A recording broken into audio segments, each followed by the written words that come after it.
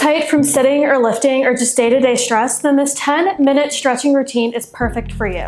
Easy, doable stretches that are great for recovery. No equipment is needed, so let's get started on our mat in a gentle cat-cow. All right, we're gonna get started in our cat-cow. So for our cat-cow, we're going to inhale, round our back like we are a scaredy cat on Halloween. Then exhale, arch our back like so. A few things I want you to keep in mind while you're doing this. First, you want to keep your shoulder in line with your wrist. Another thing, you want to tilt your tailbone backward and keep your knees and your hips at about a 90-degree angle as well. If you're not sure, a mirror can be really helpful. And if you think you're moving like too far forward like this and feel a ton of stress in your shoulders, that can be a sign to move back. All right, up next, we're gonna lay on our mat and we're gonna do a pelvic tilt. So this one might look boring, but it is one of the most important things we're gonna do. So don't turn me off. So we're gonna arch our back off the mat. It has, just like we were in a cat-cow. I can stick my hand under my back, and then we're gonna exhale, plant that back to the mat so you can't stick anything under it, not a pencil, not a $100 bill, nothing. What we're doing here is we're training our back to lie flat and to go through the similar arching and rounding motion. With your hands, you can keep them on your stomach like I am here, you can keep them on the mat. But one thing I do want you to watch is that your shoulders aren't hiking up to your ears and your arms aren't in a position where it's making it really easy to do that. All right, up next we're gonna do some knee hugs. So we're gonna stay lying flat on our mat and we're gonna extend one leg out straight. We're gonna grab the other one. We're gonna bring it in for a big, big bear hug. Hold it for just a second. And then we're gonna switch. Hold for a second, like it's a dear old friend we haven't seen in a long time, and switch. So this one, you should feel it in those hip flexors. And this is something where if you wanted to up the challenge, you could take a yoga block or a book or something sturdy and stick it under your hips to give you a little bit more elevation. If you also want to move your leg out ever so slightly, that's another thing you can do to maybe feel the stretch in a slightly different part of your hip flexor. All right. Next, we're gonna stay lying on that mat and we're gonna do some floor angels. So we're gonna stay in that position that we learned in our pelvic tilt where our back is pinned to that mat. We're gonna get our arms in a goalpost position, so at 90 degrees like a field goal. And we're just gonna slide our arms up ever so slightly, either to 180 degrees or to when we feel those shoulder blades coming off the mat and come back down. Now, in these floor angels, what is hard is not moving my arms. It is keeping my back pinned to that mat and as long as those shoulder blades. So if I can only go this far before my shoulder blade starts to come off the mat, go that far. There's nothing wrong with that and you aren't doing anything wrong. When we're training those shoulder blades to lie flat on the mat, we're also trying to get ourselves out of that hunching position a lot of us can be in if we're at a computer, driving a car, holding a baby all day. All right, next we're gonna do some open books and we're gonna start on our right side. So my knees, shin, and ankle are all at a 90-degree angle. My right arm is gonna tap on my left, and it's like we're opening up the biggest like Cinderella storybook in the world, and we're gonna come back down. Arms are gonna touch, and we're gonna come as far as that right hand will allow.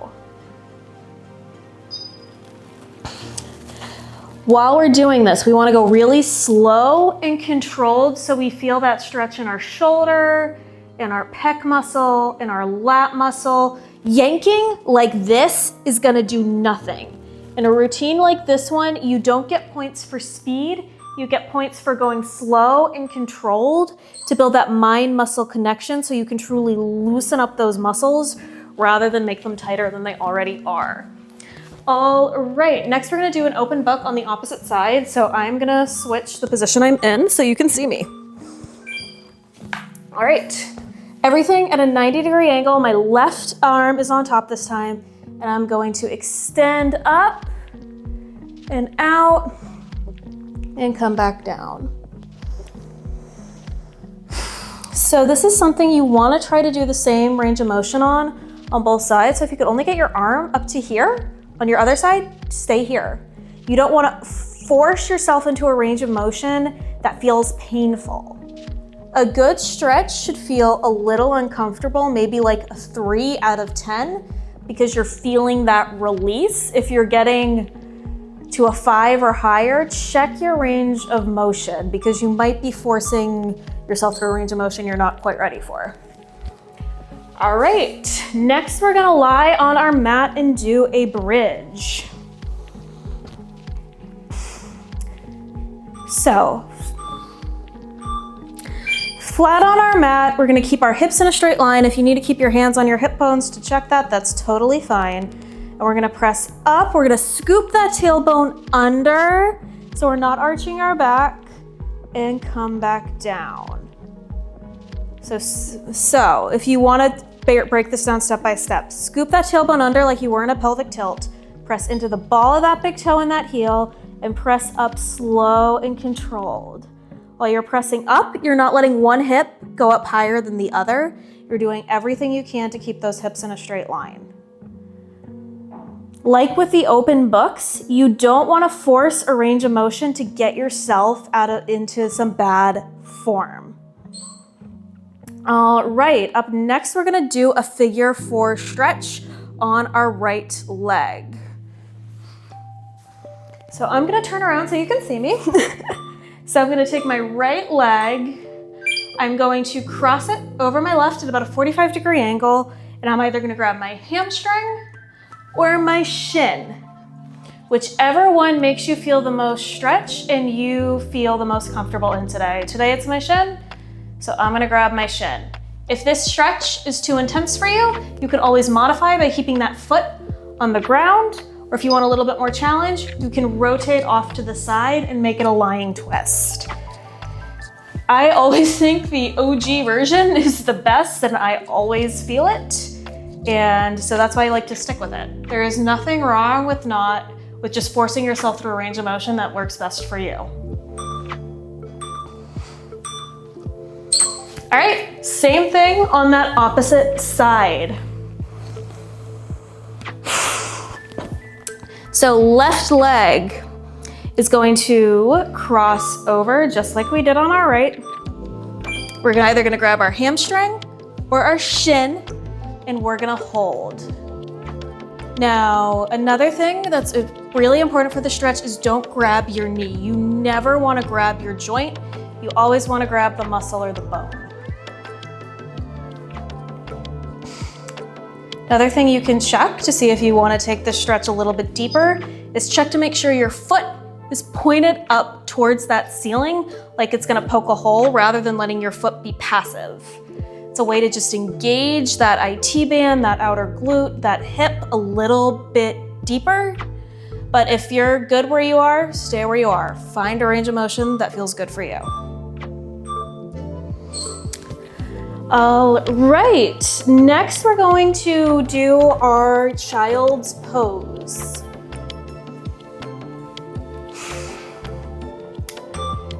So for child's pose, I like a wide-legged child's pose where my legs are bowed out ever so slightly. And what we're gonna do to get a little bit more back fun is we're gonna walk our arm out to a 10 position on a clock. So our right arm is there, and we're really feeling the stretch in our left lat. For child's pose, you really want to force that tailbone down into those heels, relax through those shoulders, and reach as far as you can with that right hand.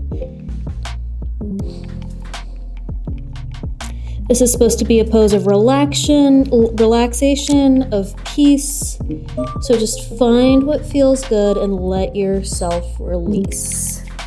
All right, we have one more stretch and we're gonna do that child's pose with our position, with our hand in the 2 position on the clock.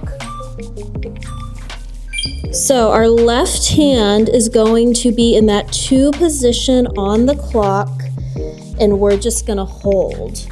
We're gonna find a range of motion that feels good. We're gonna drive that tailbone into our heels and hold. You're gonna find, this is our last exercise, you're gonna find that sense of relaxation, of peace, of just letting go of whatever tightness, for whatever reason, made it into your back today.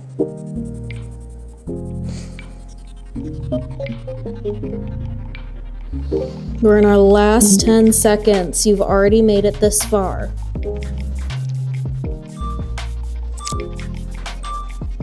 Great job, everyone. That was a 10-minute easy, gentle routine to release some tension that can build up in your back. If you want to follow this up with some light movement, I'd recommend checking out this video. If you like this video and you want to see more like it, please remember to like, comment, and subscribe. That's one of the most important things you can do with the algorithm to help a small channel like this one grow. Thank you so much for your time. Thank you so much for working out with me, and I'll see you next week.